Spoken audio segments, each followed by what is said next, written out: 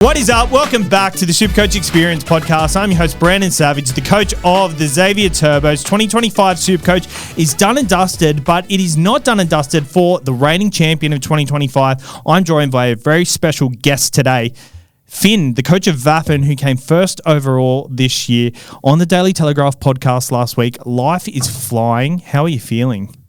Feeling very good, mate. Thanks for the opportunity coming on here. No, thank you for coming on. I appreciate you for coming on. I saw you on the Daily Telegraph podcast last week. How was that as an opportunity? Have you really been on many? No, not going to studios like that. Done like online stuff. But yeah, that was a bit daunting going on, but Tom Sangster's a nice bloke from what I can tell, so it was nice. Do you look up to Sangster? Like throughout the year, was he like a god to you? I don't know if I'll go that far, but he's like the figurehead of the game. So yeah, I mean, it was nice getting to meet him.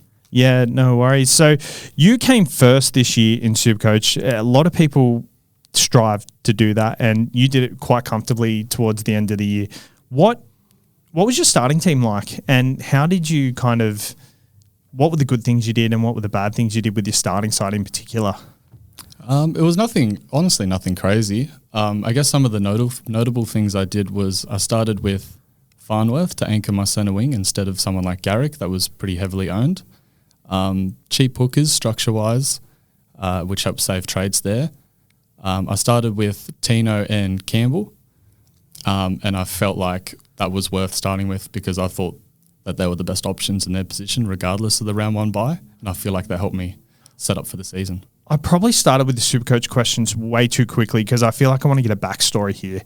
How long have you played Supercoach for?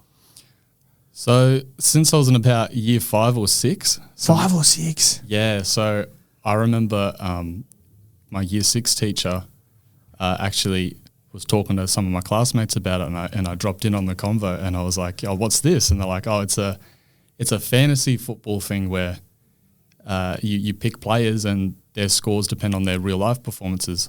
And there was something quite hooking towards that. Like I felt quite hooked towards that.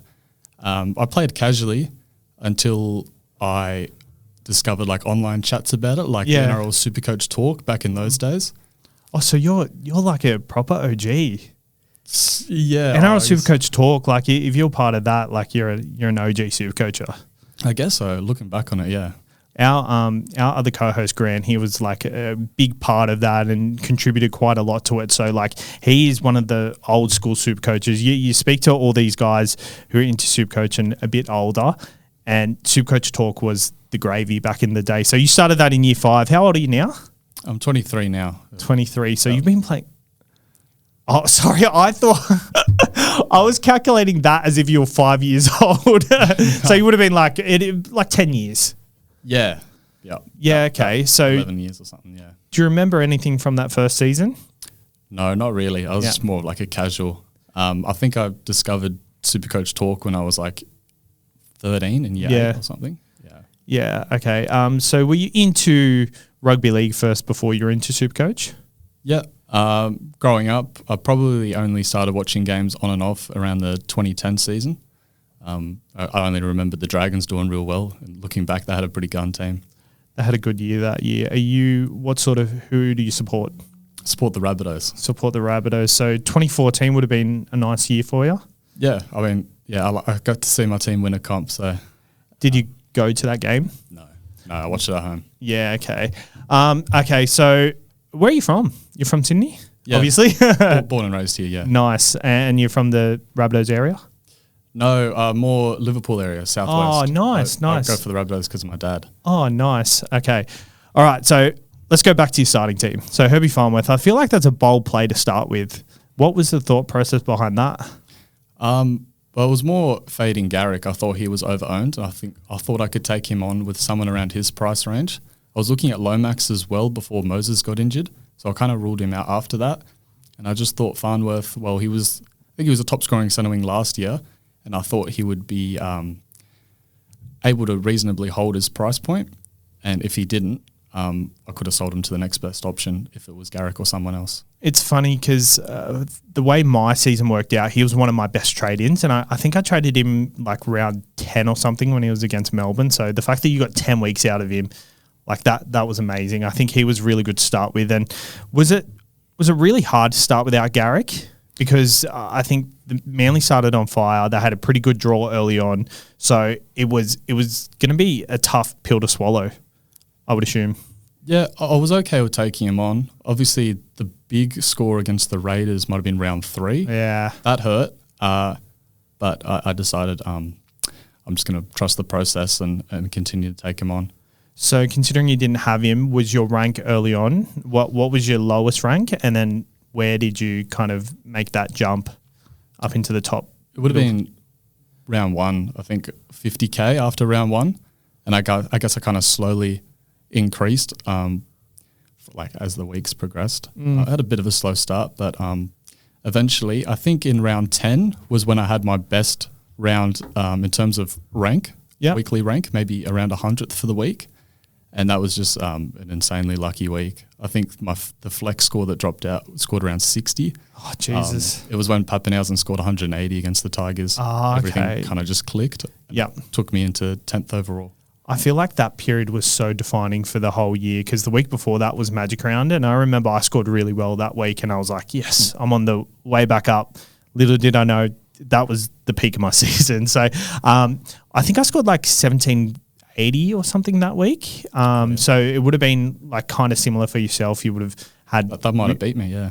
The potential. It was like 42nd for the week. So, yeah. I mean, good chance, beat the champion.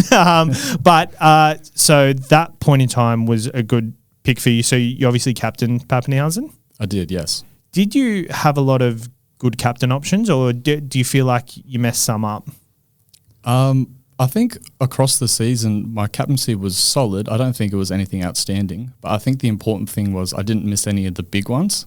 So like obviously Pappenhausen, Edwards when he went big, someone else, Tedesco against the Dolphins. Against the Dolphins was one who was actually a semi-pod choice. There was someone else. But yeah, I don't think I missed any of the big ones, which was important.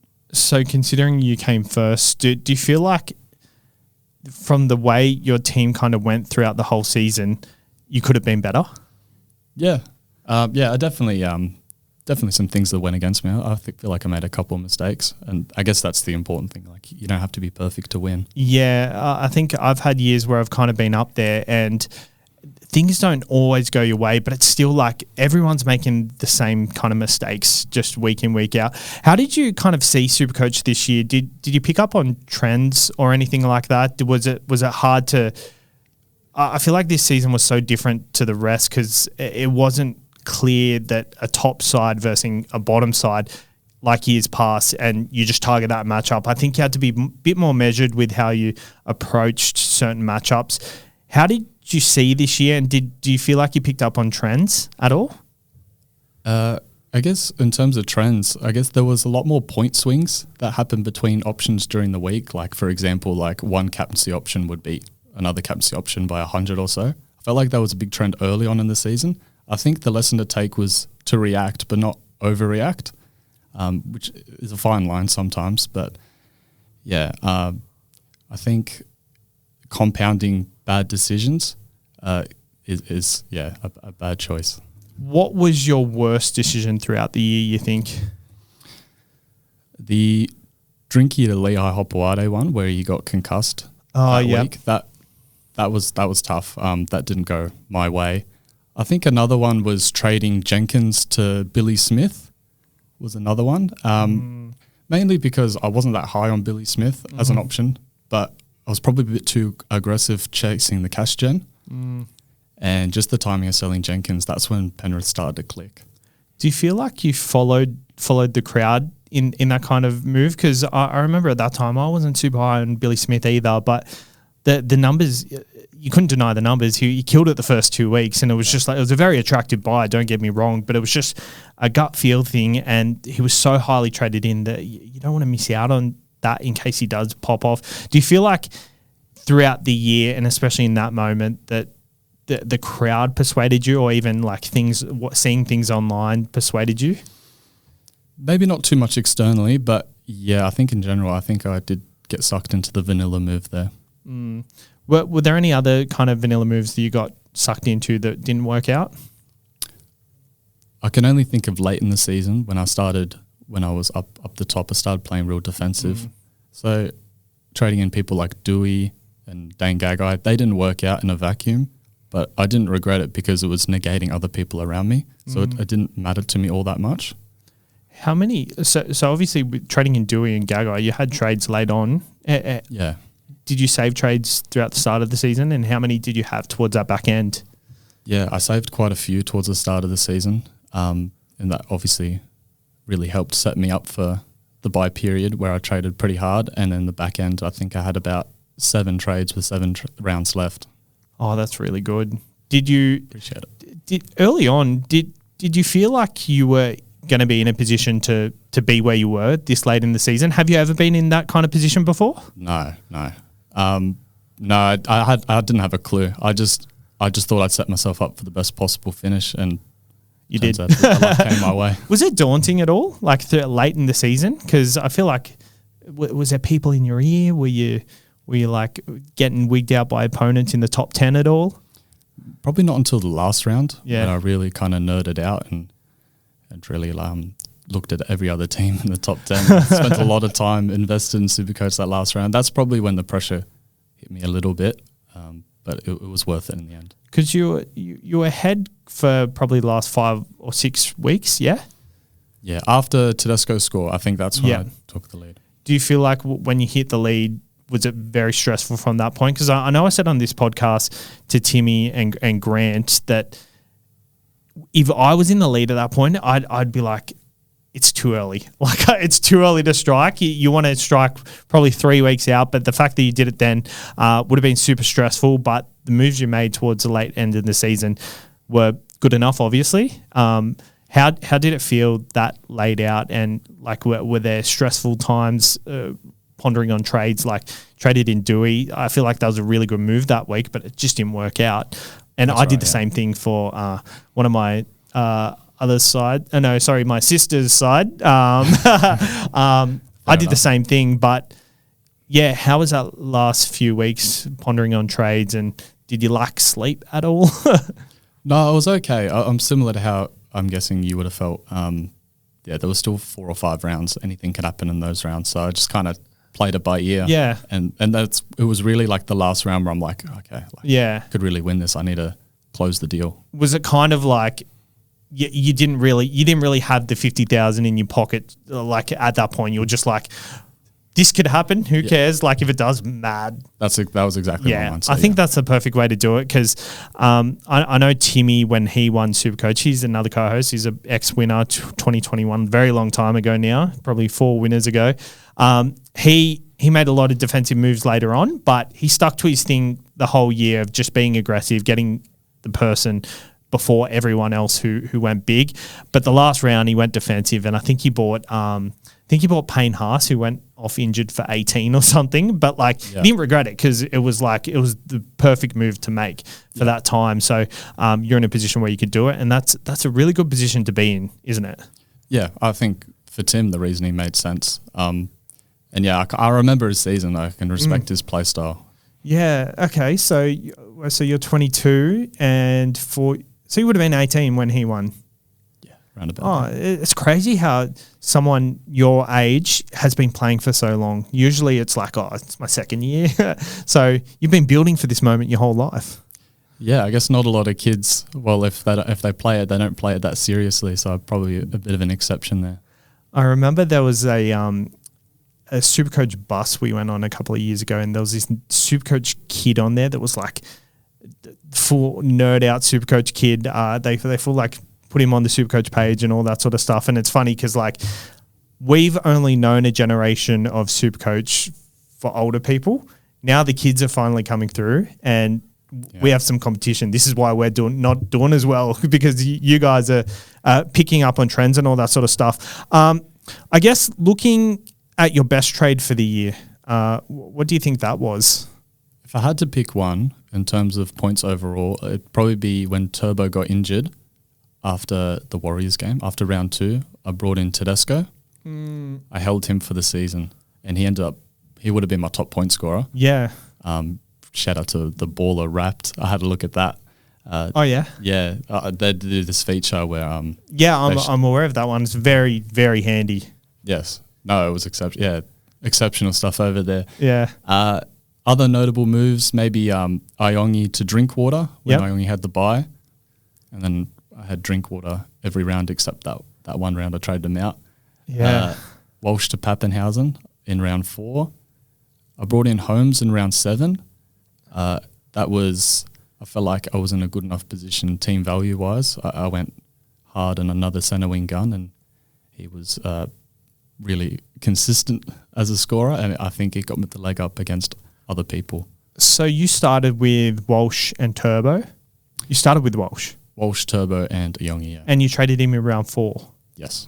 So you pulled the trigger really early on him. I held on for quite a while for him, and I think he had that knee injury against the Warriors, and that was just the final straw. Obviously out for a couple of weeks after that. But the balls for you to go Turbo to whoever, Tedesco, that early on, I'm pretty sure Turbo had like the dream matchup considering the Parramatta were really depleted and just not looking the goods. And Turbo had done that 113 in the first week. Yeah. It was so scary, and we didn't get all the reports from the Turbo news. What was the thought process behind that? Because he was someone who was like for me, I had the captaincy on him that week. He was so highly captain, but you traded him out. Yeah, I saved both trades after round 1. He probably would have been the first trade I made. I just didn't want to muck around with an injured player, especially someone like Turbo. I remember he had the week off. I traded him when he had the week off. He came back, and the matchup was obviously appealing. It was a bit scary taking him on, but I wasn't really in the position to trade him back in. Yeah, okay, that's heaps good. And then Tedesco was probably not highly traded until round 7 or 8, maybe even 9. Yeah, he didn't really kick on until maybe the Rabbitohs matchup where he turned up, and then it was. Obviously, the rest was history. What made you go him so early? He played Penrith round 2. I think he turned up that round. I think, yeah. Around 120, yeah. Did you just see enough? Did you just think, this isn't going to be one of those seasons he starts slow?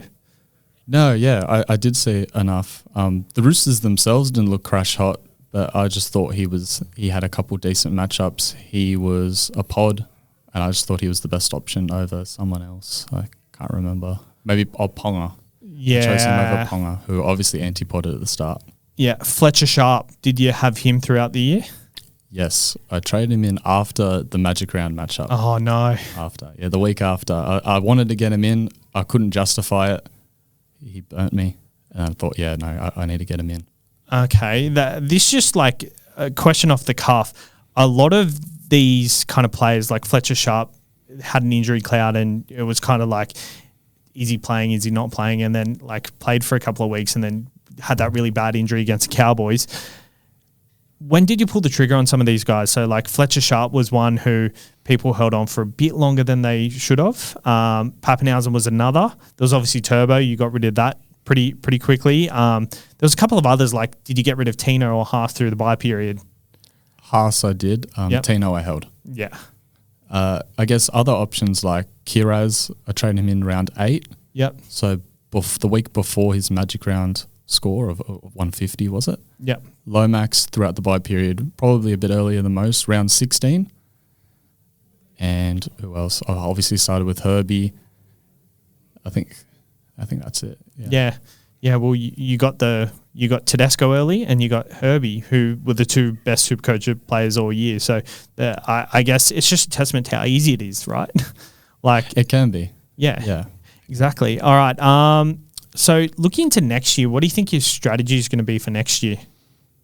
Probably much of the same. But I feel like there's no exact formula to doing well in Supercoach. Every year is different, so I'm just going to play it by ear. Like I haven't really played any differently this year to I have previous years, and I've never finished as high or remotely as high. What do you think your like early thoughts on players? I guess there's going to be players like Cam Murray, who hasn't played all season, a Rabbitohs fan as well. You think he's first picked for you? He'll be hard to avoid depending on his price, but it'll be reasonably cheap, I'd imagine. Any others you got your eye on at this point? Thinking about it now. You're probably a bit hungover from Supercoach this year, right? I'm imagining Turbo might get the centre wing duel. Yeah. He'll probably pick himself. Yep. There's, I guess, cheapies like Ethan Sanders might get a go. Yep. With Fogarty leaving. Yep, that's a good one. There's so many to pick from that I can't think of at the top of my head right now, but I know we're going to get a lot of really good price players next year, especially like someone was injured quite early on that I was like, he's going to be so good this year. I think he scored like 20 in one game or something. Maybe it was Cameron Murray. He scored like in the last round. Yeah, in the last round. So I'm probably glad he played that last round because that will reduce his price. It would have reduced it not much had he not played. So what were your thoughts on him playing that last round? Ridiculous, to be honest. But I guess from his point of view, if he was healthy enough, which apparently he was, he felt that he was letting the boys down by not playing all year. Obviously, there were a ton of other injuries, and he just thought he'd have one last hit out. Yeah. Do you play any sport yourself?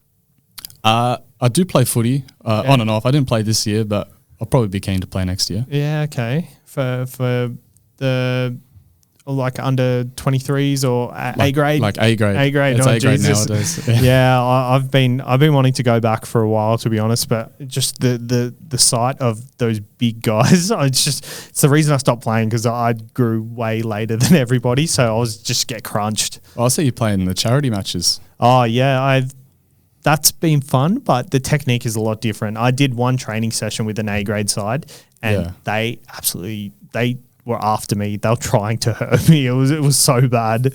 Physically, it was a big step up. Yeah, for sure. All right.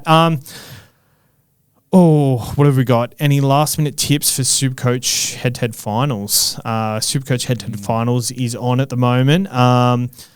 I've kept the captaincy on Cleary the first 2 weeks, which pretty happy with. I mean, Paul Alamotti would have been nice, but I think Hard to see Cleary's that coming. Yeah, I know, right? But someone did it.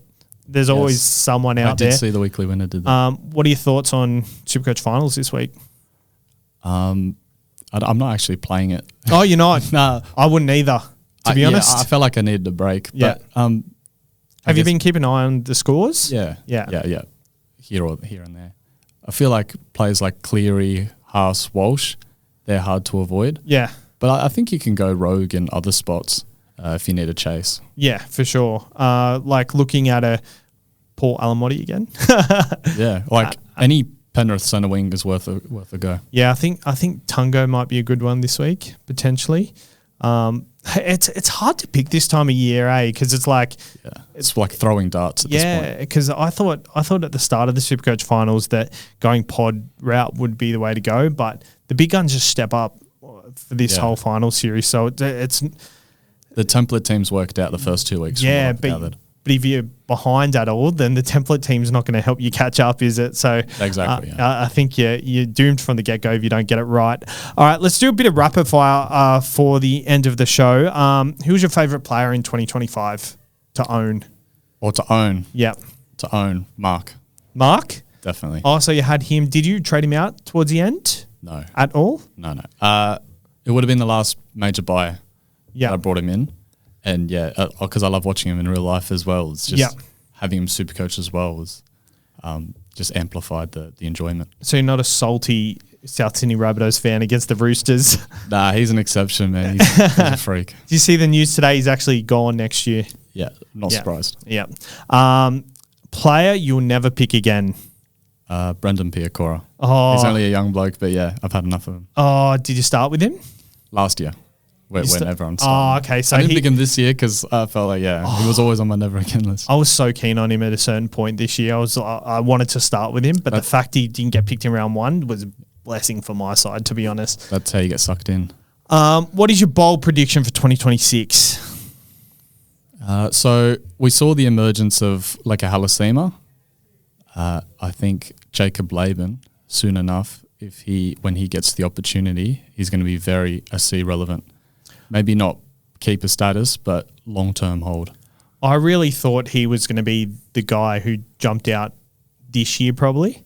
Obviously, Halasima had such a good year that you can't go past how he's gone. And they've got just a plethora of second rowers, so he's probably not going to get his chance for a while until maybe an injury happens or something. But given Niokora and Capewell are getting on in age, I'm sure you'll get a pretty good chance next year.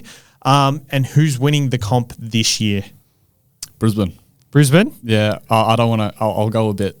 I think they get the Chockies this week, and then we'll see what happens. Who do they play?